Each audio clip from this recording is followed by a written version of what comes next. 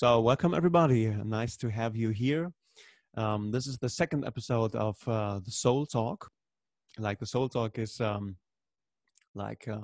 meeting of two souls talking about values, talking about life stories, talking about vision and work and love and all the things that will come up while we are together here in this virtual space. So, today I have Hans Kloosterman here. I met Hans at my last retreat at Hilke Bonnema's place.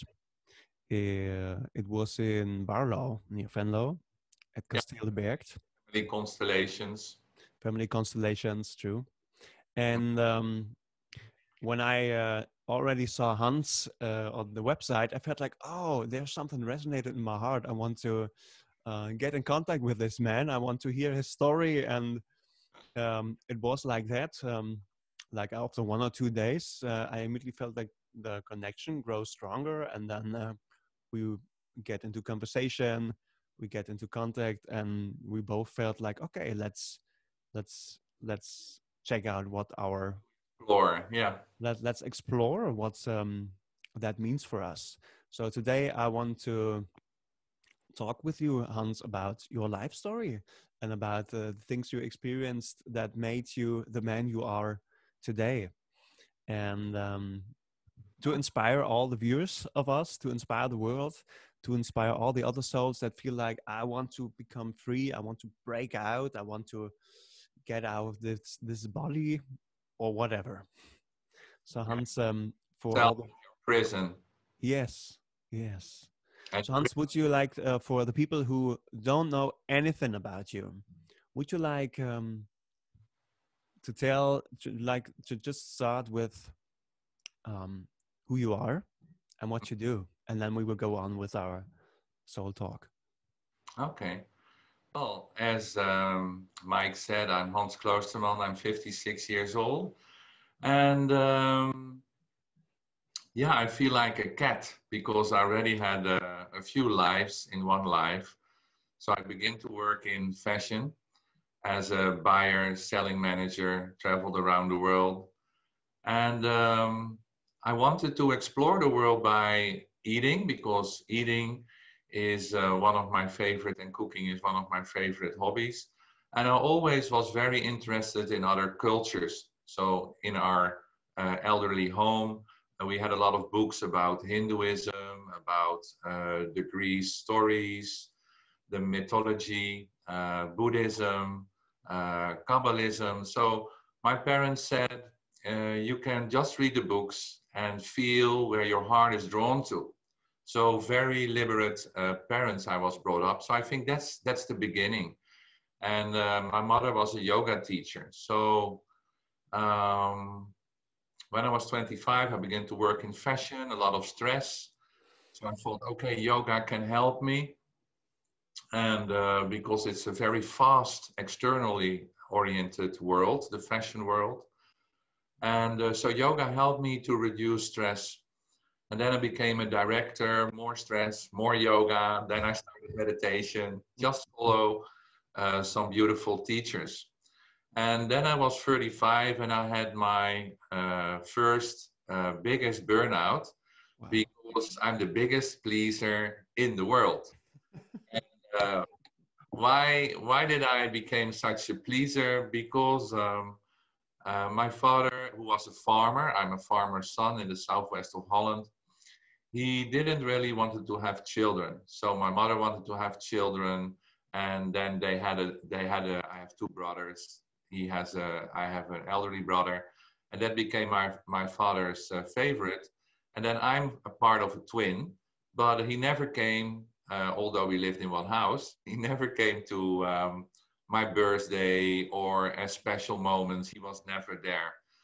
So I really had an attachment problem, they call it in psychology, with my father. And then you develop free, surviving, unconscious behavior. And one of the behavior is pleasing, because then hopefully they see you. Or you disconnect from your feelings, which is also an unconscious surviving system, which is lovely that you have it, because then you can survive. Mm-hmm. And the third one, what is it? Pleasing, cutting off emotions. And Fight. I forgot the third one. Fighting. Fighting. Fighting, absolutely. And the pleasing behavior, of course. So then I had my first burnout when I was 35, and I thought, oh, my life has to go differently.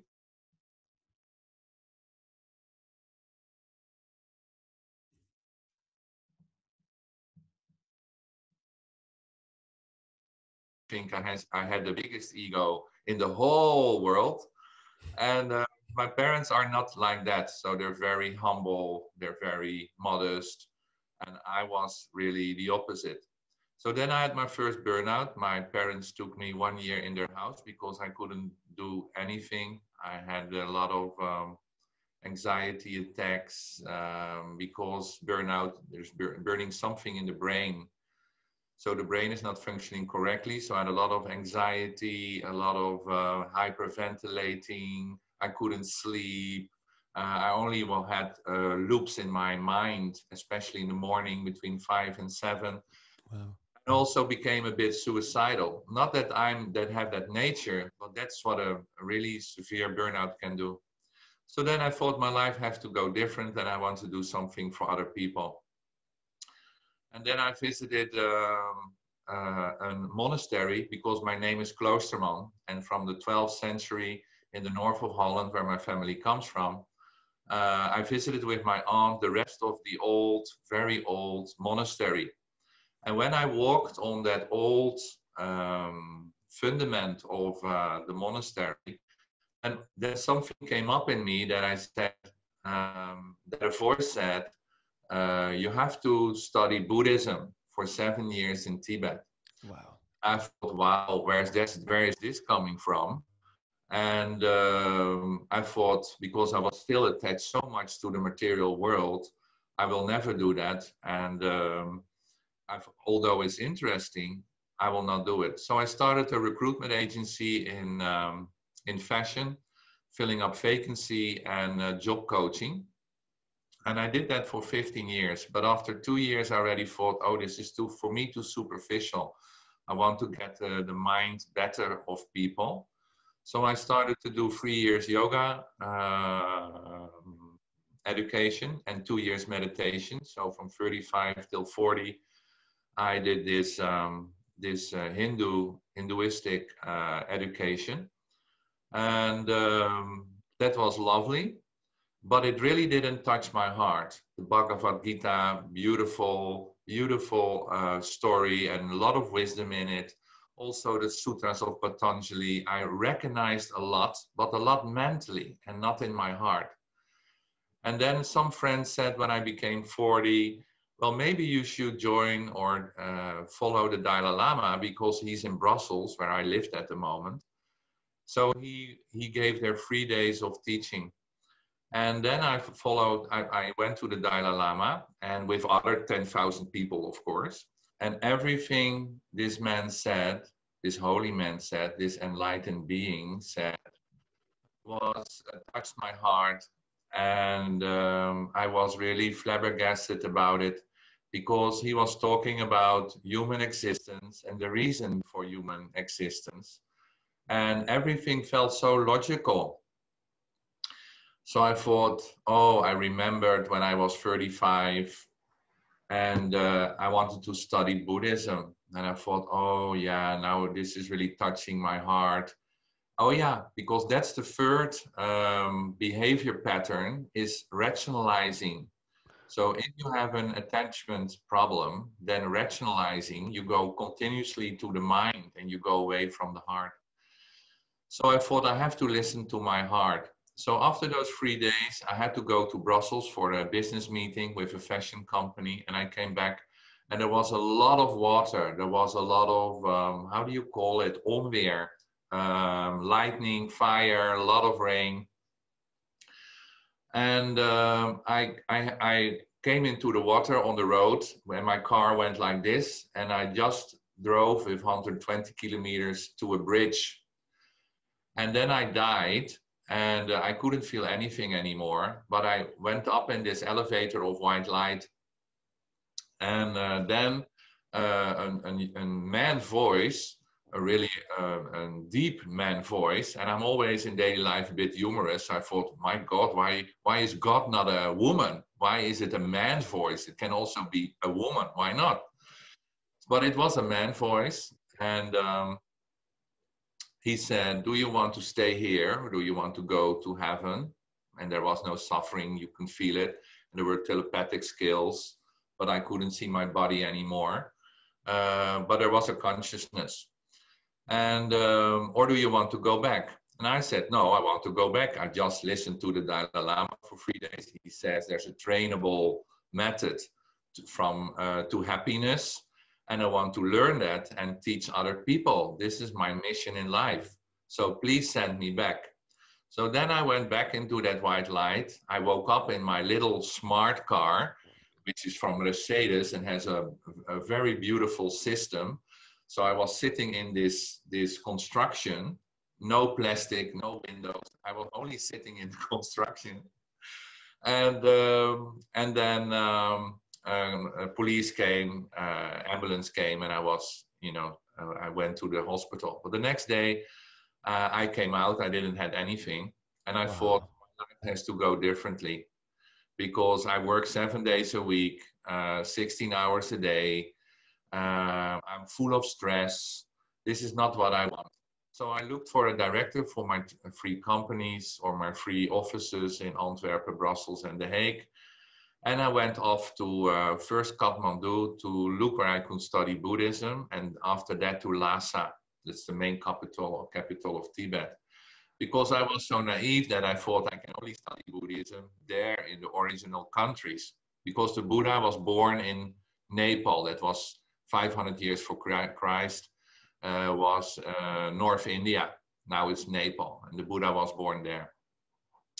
And plus in this, later in the 7th or 8th century after Christ, Buddhism came to Tibet because they had another religion there, Bon religion.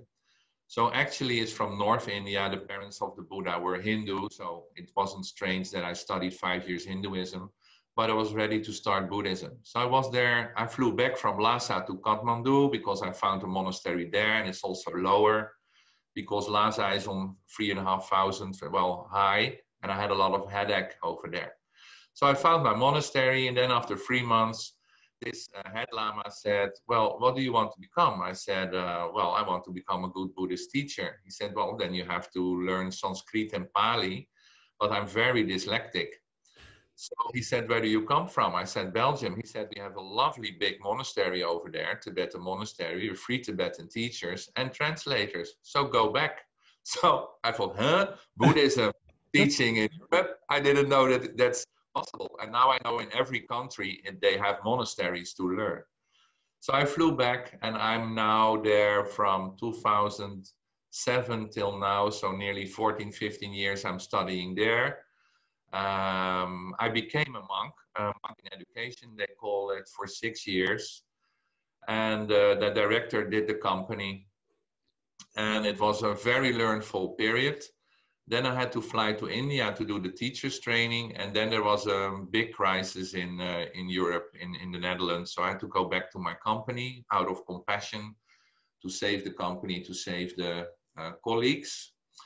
And then I sold my company 6 years ago because I couldn't work anymore in that real business environment. It didn't give me energy. And so I sold the company to the colleagues, which is also special. They still do it very nicely. And I decided to live my passion from the heart. So my mission is to learn people the way from suffering to happiness.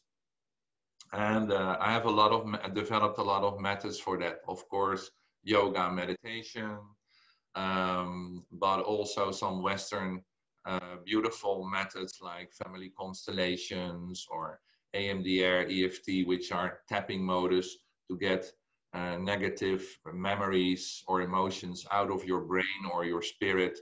So I developed a lot of I developed them not. I learned a lot of methods, Western and Eastern, to learn people the way to happiness, because happiness is a choice. That was my life story. Wow. Wow, that's impressive. I had parts when you were telling where I feel like, oh, I have to cry because it's really touched my heart, like breaking through my to my own like protecting structures, breaking through my core. I really like that. I really like that.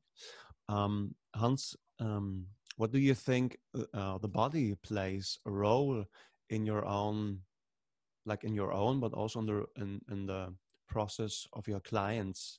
What does the body play for a role in this healing process from suffering to happiness? Well, first you have to understand and learn that to receive the body out of the Buddhist view is very precious to have a human body because in Buddhism we say to receive a human body in the world of form is a very small chance, like a blind turtle who's swimming in all the oceans and there's a little piece of wood with a little hole in it. So it's such a small chance that this blind turtle will find this piece of wood with the little hole in it and put his head through it.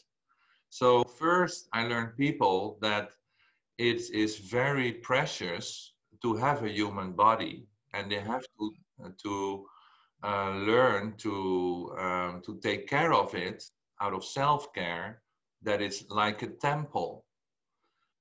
The second thing I learned in the beginning is that, and that's also a Buddhist word, which also the Dalai Lama taught in 2006 the whole day about, is the word interdependency. So there's an interdependency between the body, the spirit, and the breathing. So that threesome is very important. So this is the first conviction or the first important sentence that you have to understand, that body and mind and spirit are connected. Because the last centuries, there were only like doctors who treat the body, and there were psychologists and therapists who only treat the spirit or the mind. And now also in um, a lot of new ways of looking at things, and this is also the Buddhist view, they're really interconnected. So you can't divide body and mind. And in Buddhism, we say it first begins in the spirit, what you think, and then it translated to the body. So if you have a lot of fear, and fear has a sort of frequency, it goes to the kidneys. When you're very disappointed, it goes to the lungs. When there's a lot of anger, it goes to the liver. So all those negative thoughts and negative emotions and negative physical sensations, they are interconnected, and we say they begin in the spirit. But sometimes you have to begin with the human body because that's very, you can touch the body. And people are not used to developing the mind or the spirit, because mind or spirit for me is one word. So sometimes you have to begin in the body with massage or yoga or mindfulness, because this is what I do. I'm a yoga, mindfulness, meditation teacher, coach, life coach.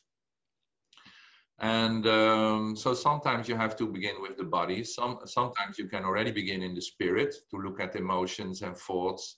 And sometimes, especially with men, I have to begin with the cognitive therapy, with the mind, and then slowly go to emotions and then go to the body.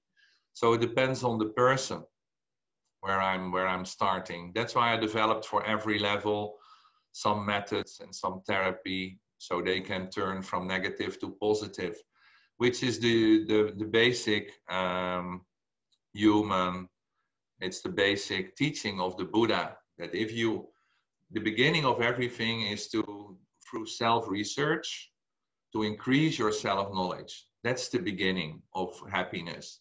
So if you become more aware about yourself, then you also know 3 levels: physical, emotionally, mentally, and your energy level, 4 levels, how you work. And if you know yourself, then you can also know others, and you can make decisions which are very close to your strength and your qualities. And then automatically you choose a profession or whatever which is matching your strength and your qualities. And then automatically you will become more happy. So if you stay ignorant, which is the biggest poison in your mind, your body, if you stay ignorant, then you're a victim of life. And if you become all-knowing about yourself and life, then life becomes very easy. And you become the James Bond in your own movie. You make your own choices. And this is what I teach. The Buddha says, your wall is white. This is your life. And you can just project on it whatever you want. Of course, there are disturbances from previous life and family constellation, from your family history. So if you undo yourself of the long elastic negative, because you have positive and negative, I call it elastics, elastica, and they pull you back in some patterns. So if you can cut off history and become free in the now, you can project yourself into the future and you can come whatever you want. There's no limitation. Because after duality, after wrong or right, good or bad, man or woman, there's unity. And unity, the connection to unity is in the heart. So from the individual energy to the universal energy is here. From the heart to the others, you say the spiritual heart is in the middle. So sometimes, you have to teach in duality because people can understand only the relative truth. And sometimes when people are more developed and less ignorant, I can teach from unity. And then it goes much quicker. So it takes less time when you teach from unity to become happy than overcome all the differences from duality on every level, physically, emotionally, mentally, and energetic wise. But this is what I work on the flip overs with my students or clients to see where are the limitations. And if we know the limitation, limited thoughts, limited emotions, limited physical pain, then we work on it. And in 1 year, they're just totally in their dream. But then you have to do some research what are your limitations are. But so it's a choice to live without limitations and choose for a limitless life if you want to work on it, if you have courage, because a lot of people have anxiety. So this is one of the biggest obstacles in your life. Because of anxiety, you don't want to go to the understream, to the underconsciousness, where all those empty feelings and all this pain, where you stored it. So I give 8 lessons to happiness, and in lesson 4, no client want to come, because slowly every lesson they go deeper into themselves. And then on some moment when you go to the underconsciousness, to the understream, where a lot of shit and mud, we say in Buddhism, is hidden, then they say, oh no, I don't want to go to the deep of my pain. I want to go to my normal life, because this I know, this I say is safe. I know those patterns, although they're suffering. So it takes a lot of courage to go deeper into yourself. I have to motivate them, manage their expectations, to go from lesson 4 till 8, because from 4 till 8, I give them a lot of methods on every level, how they in every moment can change their life to happiness. Because in the now, you can change everything. You can't change the past. You can't change the future. Well, you can influence the future for sure. Past you can't influence, but you can only realize it in the now. And people are only, you can measure that in the brain, are only 5% in the now, and 95% they just are living in the past and project that to the future. So they're never in the now. So then you imprison yourself in patterns of the past, which you think is conscious life, but it isn't conscious life. You can only be conscious and free in the moment. Realize that you go into a negative pattern, and then if you realize it, you can accept it and change it. So Buddhism believes in unrooting all negativity. But first it has to begin with recognize it, then accept it. After acceptance, you can let things go. And when you can let it go, you can transform. And so this is, I think, a difference in a lot of Western psychology where everybody's already happy if you can recognize it and accept it. Of course, 50% of the pain and the anger is then already out of your system, but it's still 50% those negative seeds are housing into your spirit. Blah, blah, blah, blah, blah. A lot of blah, blah. But maybe the viewers, they just recognize something. Yeah. Or for me, it's important to inspire people to go Yes. to the road Yes. to happiness and that they have a choice and that they give up their victim behavior. But first you have to know your victim behavior of fighting, freezing, escaping, not mentioning things, crying. So we have 100 victim roles, which you first have to recognize before you can go to the patterns of happiness and the behavior Wow. of happiness. Wow. It's like a journey. It is a journey. I'm It is still a on journey. it. I'm not enlightened yet, but I'm busy. Yeah. Yeah. Because you can have the theory, but by practice, because this is also a misunderstanding. A lot of Western people, when they know those sentences, they think, oh, with this insight, I become enlightened. No, you have to practice during the whole day, 24/7, to change those really severe old patterns from negativity from the past. You have to transform and practice with all those methods. And then slowly, little realizations of new patterns, positive patterns will come into body and mind. So it's hard work, especially for me, because my teacher says you were a pig in last life. So you have to work very hard in this life as a human to become enlightened. And some people, like the viewers, were already unconsciously 100 lives busy to become enlightened. Then in this life, for them, if they take that path, this road, it will be much easier than for me, who was my first life as human and was a pig. So, yeah.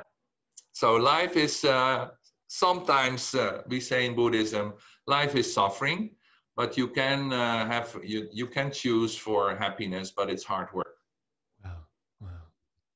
How would you inspire people that are like in their conscious mind, they like they know everything, but they Mm-hmm. have like this deep feeling or like this voice in themselves that they could not overcome. Like there is something in there. Like clients sometimes they say like, well, I have this feeling inside, but and I know it and I know what I need to do. I just cannot, or I'm too scared. I just feel too much. Yeah, maybe given the responsibility to this person or that person, so that they just are not able to take the step. So if there would be viewers right now who experience this, like knowing a lot of things, reading lots of books, maybe doing lots of workshops, but still being in the same pattern in their daily life, Mm. what would you advise, or like how would you inspire them to really like take their feet on the ground in this world and do the work, like do something, practice? How would you inspire them? Yeah, it's clear. So in Buddhism, we say first it has to start with the desire to enlighten yourself. So from the heart, you have to make that choice and develop that desire that you really want to reduce your suffering and increase your happiness. Without that intention or without that desire, nothing will develop. So, and of course, my answer would be go to free, very good therapist or psychologist or whatever, because you have a lot of blind spots. I still have a lot of teachers, even now, Hilke Bonnema for family constellation, my own Tibetan teachers, who are just guiding me, because sometimes you have just blind spots about yourself, which you can never, it's very, well, never, very difficult to discover. So you have 50% of the people who read a lot of books and do it themselves, which is possible, but then the road is much, much longer.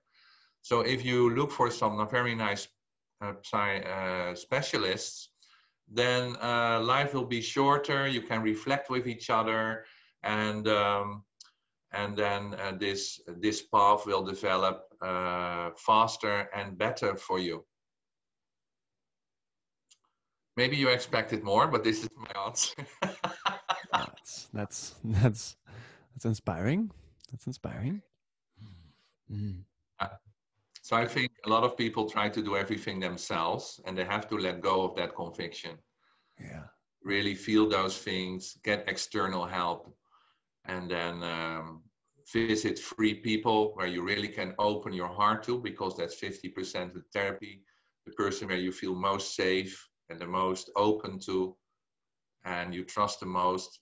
So never go to the first therapist, always visit free, and then see where your heart goes open, because in that resonance it opens more quickly or not. Wow. Nothing opens if you just don't have that click and you give that responsibility to that specialist, and you don't feel the click. So listen to your feelings is important. Wow. Do you experience like the whole development over over the centuries about healing work? If you have a look at the countries in Europe, especially Netherlands where you live, and Germany, I don't know if you have any experience with like German clients or like doing retreats in Germany, but what do you feel and see in the Netherlands? Like how are people open to healing and ceremonies, retreats? What do you see there? Um, well, I lived for 15 years in Belgium. Now I live for 4 years, 5 years in Holland again. And I came back to Holland because people are very busy in developing their spirit. And Belgium is a bit more conservative. So my yoga school, etc., it was difficult to get it started. And the moment I started here, it was full. So, so I think there are different ways of looking at it. You have this pyramid of Maslow, that you have the primary needs of food, house. Second needs are social engagement, a nice job, etc. And then the third level is self development, self-research, and developing your spirit and to get to know you better. And because Holland and also Belgium, they're rich countries, I think a lot of people are busy over there with developing their spirit. But the more conservative a country is, the less open they are for the feelings and developing the spirit, which can be as good as being developed as the human body. Of course, you can see the human body, you can analyze it totally with all the muscles and the nerves and etc. But the spirit you can develop the same way. And I think because my best friend is German, and he studied there anthroposophy. 4% of the German people population are vegan or veganists. So there's a lot of, because Germany has a lot of, in our point of view, has a lot of quality in food and quality of life, etc. So there's a lot of good doctors, psychologists, therapists over there also. So I think maybe in comparison to Belgium and to Germany, Holland is more liberal and more, I wouldn't call a hippie country, but because they blow everywhere, we have coffee shops, etc. But I think it's a bit more free, and people spend a lot of money. You can look at in the statistics that they spend twice as much money for development of the spirit. And in Belgium, they spend 2 times more than Holland in clothing, for example. So you can see the spending behavior in different countries where they spend their money on. Wow. Not the answer you're looking for, but this is my perspective, my vision. Interesting. So you know about the answers that I'm looking for. No, but you look with those eyes from, is there something more? So I'm responding to your All face. right. All right. Yeah, yeah. I was interested about, and what do you think about if you have a look at the life you lived until now, Mhm, and the life that's in front of you? mhm. What are the issues, questions, and things that you're going to develop over the next years?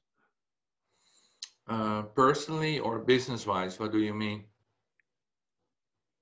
For my business, for my company, or for me personally? What do you mean, or both? Or I'm interested in both. Maybe there's a connection of them. mm, Probably. well, personally, I just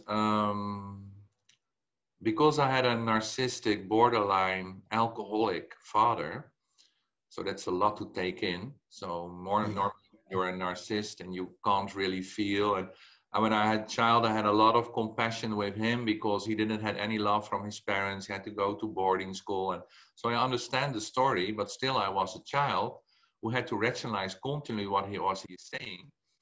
And he was beating us up, not mentally and physically, and then also borderline saying very mean things and forget them 1 minute later.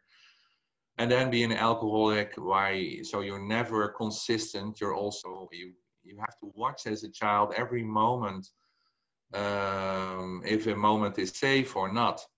So I think I'm now totally free from that, but still from 30 years ago, for me, it was normal to attract friends who looked like my father. So I had a lot of narcissistic friends who hurt me continuously. But for me, that was normal. Actually, you could see that as love. This was my definition of love. People can hurt you, and this is normal. Wow. So it took me a long time to delete and recognize and accept and let go of all those friends who I selected myself, who were narcissistic but not really nice to me. So in this spiritual path, there was a friction for me to loyalty, loyal to my friends from the early days. And on the other hand, realize and see and feel that they're not treat me with respect or very nicely, actually that they like to hurt me so they can feel themselves more. So, so this was, I think I just say goodbye to my best friend from 30 years who continuously keep me small and also very intellectually pestered me. So I just said thank you very much to my last friends who were narcissistic um, for having all those beautiful and not beautiful experiences of the last 30 years. But I feel that I need to say goodbye because I'm now developing myself more from the heart, so from the head to the heart.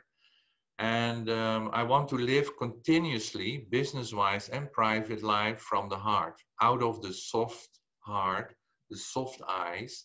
And also in Buddhism, kindness, a kind heart is the most difficult thing to develop and to stay continuously in that level of kindness and compassionate and love and, and equanimity. So I have to open. Sure. So got it here.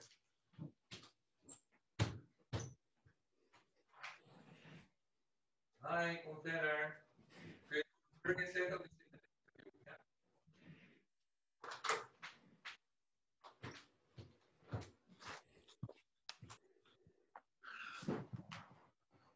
So again, this is in the long journey.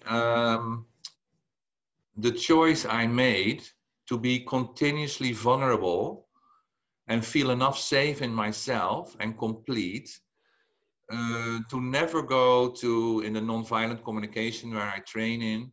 I never go to a hyena anymore, but I stay in the giraffe. And the giraffe has a very big physical heart because he had to pump all this blood through the neck to his brain. So Marshall Rosenberg, the American beautiful teacher who just died, like our beautiful teacher in family constellation, Bert Hellinger, also just died. So a lot of important people just died, where I learned a lot from. And so every time when I go to my rationalization or the hardness of my mind, I just feel that and I go directly back, or sometimes I use my hands. So no, I want to stay here. I don't want to go on this stress barometer or on safety barometer to my head. I don't want to be there anymore. So it's a choice in my heart, and that's why I said goodbye to my two best friends, and they don't understand it. They can't, because they're so captured in the mind and have such a big ego that they are perfect. I don't say they are, because the Dalai Lama says, and this is our main teaching, we're all one body. So all those billions of cells in your body are all the human beings and animals. So you never can reject or attract people because we're all one.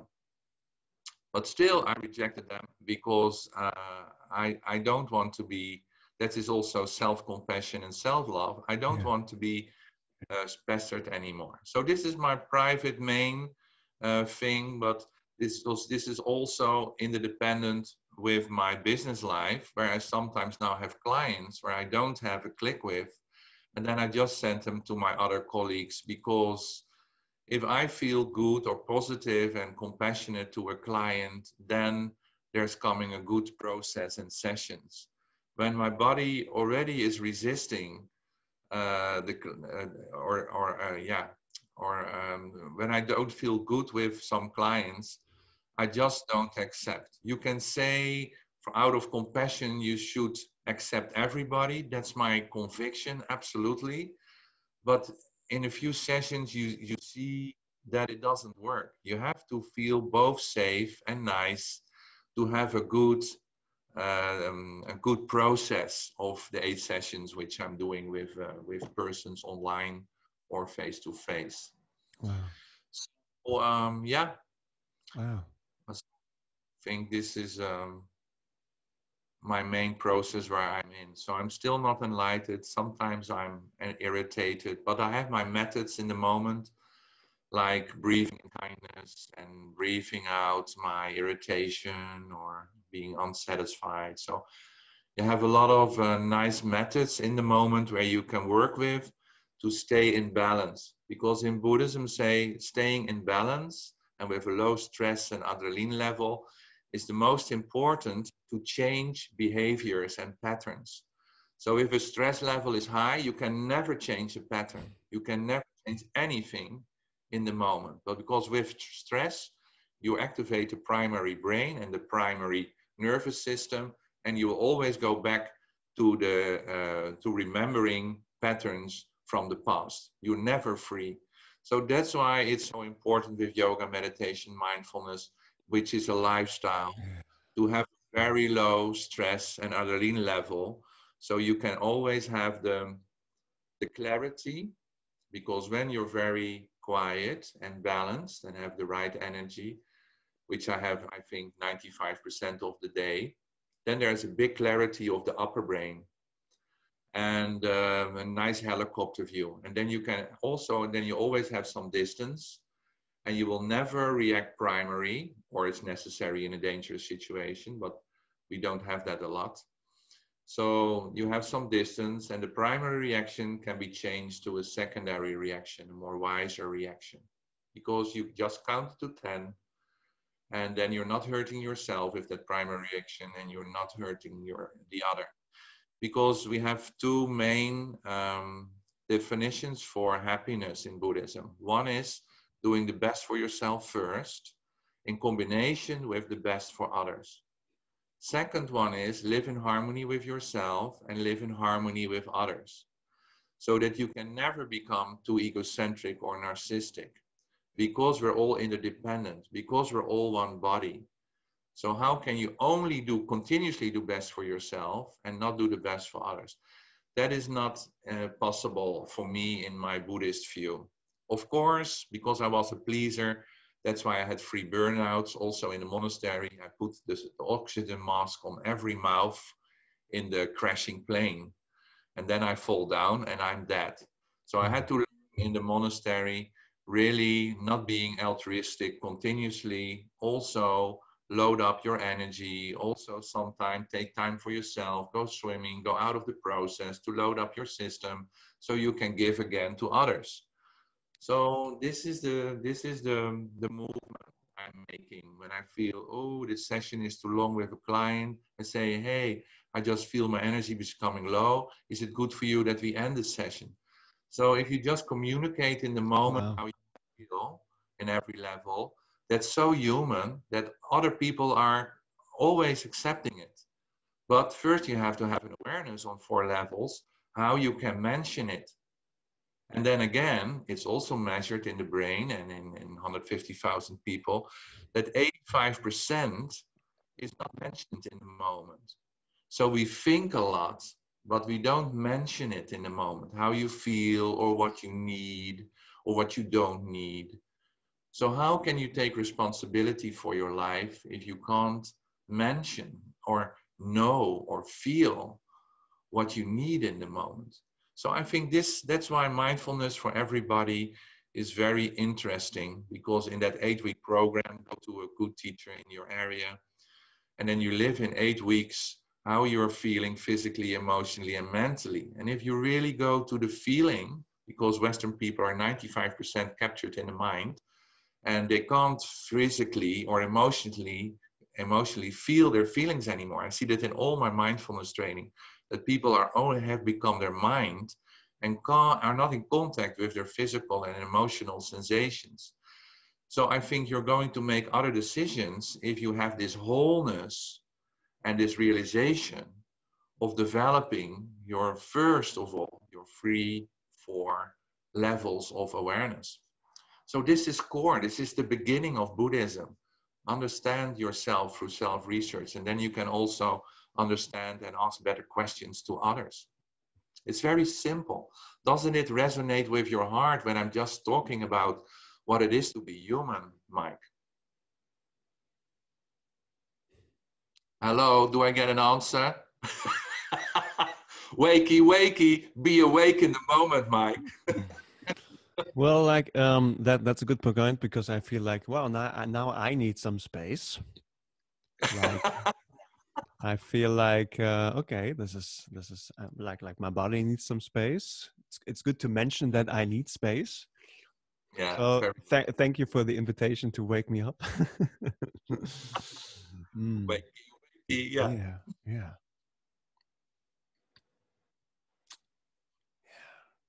yeah.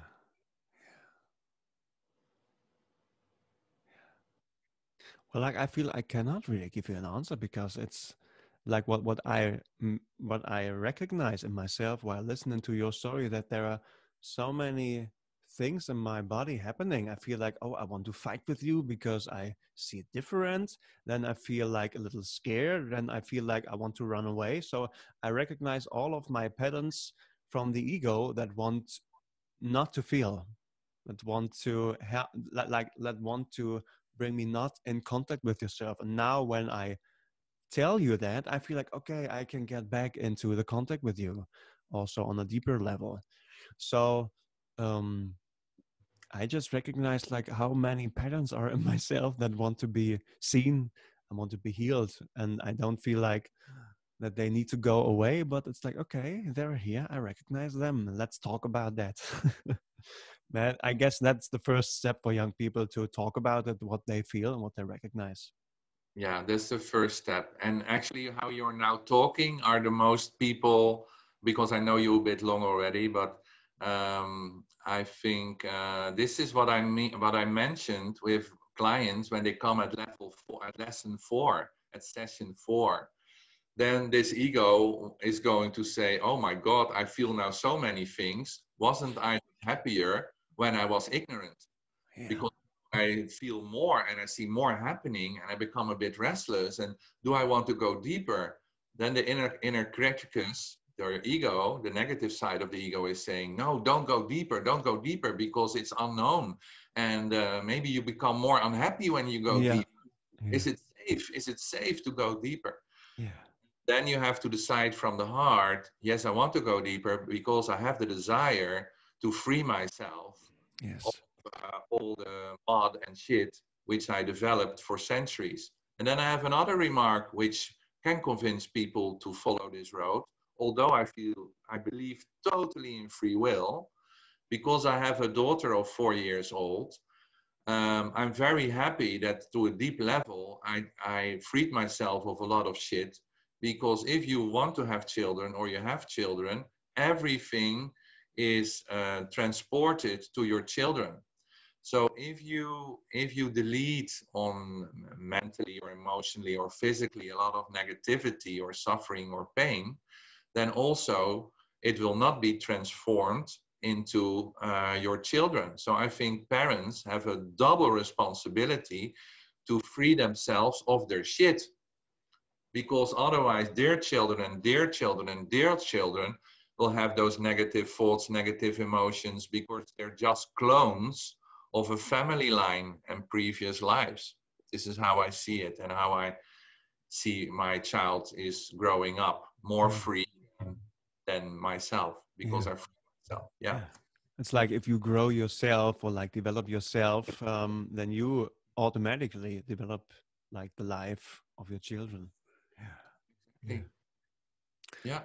Hey Hans, I would like to ask you like um if we come to an end with this interview, I would like to ask your soul if your soul would be like a listener in our a meeting and like our interview today, and like would give a resume of what just happened in these 20-30 minutes. What would your soul tell us or like the viewers? Mm, just choose to live out of the softness and kindness of your heart continuously, and be vulnerable, and make decisions, evaluate your life, and just cut out of all negativity, negative people who put you down, negative unhealthy food, negative situations, because everything you bring your attention to will grow, Dalai Lama says. So if there are a lot of negative people, negative food, negative situations, negative upbringing, if you just give attention to that, then that will grow. But you have the choice in the moment to also let grow all the seeds of positivity. Because in our core, we're unity, we're limitless, and and the core of everybody, if you meditate long, is totally positive. And this unity creates negative and positive, so everything is a creation of the source.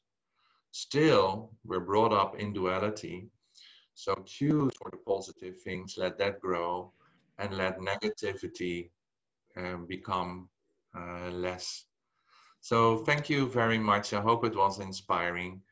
And visit my website, www.hanskloosterman.com, and visit my retreats, or every month I give yoga meditation retreats with a different theme, or look at, yeah, well, I there will is, like make a link, and I will do a description of you and the things you're doing, and like in the link below in the description of this video. So if you as a viewer has got any question, want to make contact with Hans, feel free to reach out to reach me. I can also give the contact, or like if you have a question first in German, then I can bring it to Hans to the Netherlands. Are your retreats in more languages? Do you give them in Netherlands or in English? What do you do? in Dutch, when they're Dutch people, and when there are people from France or Germany, I just teach in English. All right. So it's open for all the people who want to become a For world all, citizen. so be free and be happy. Right. Bye. Hey, thank you, Hans. Bye bye. Doeg.